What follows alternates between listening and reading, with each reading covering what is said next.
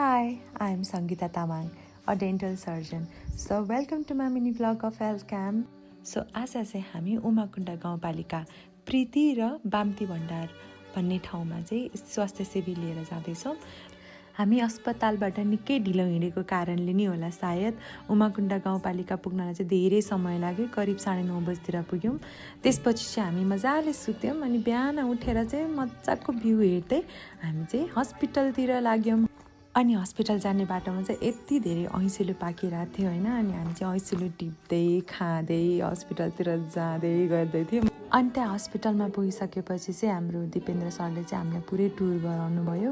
मेरो 2जना बहिनीहरू पनि भ्लग बनाउँदैछन्, उनीहरूले पनि युट्युबमा हाल्ने रे भ्लग।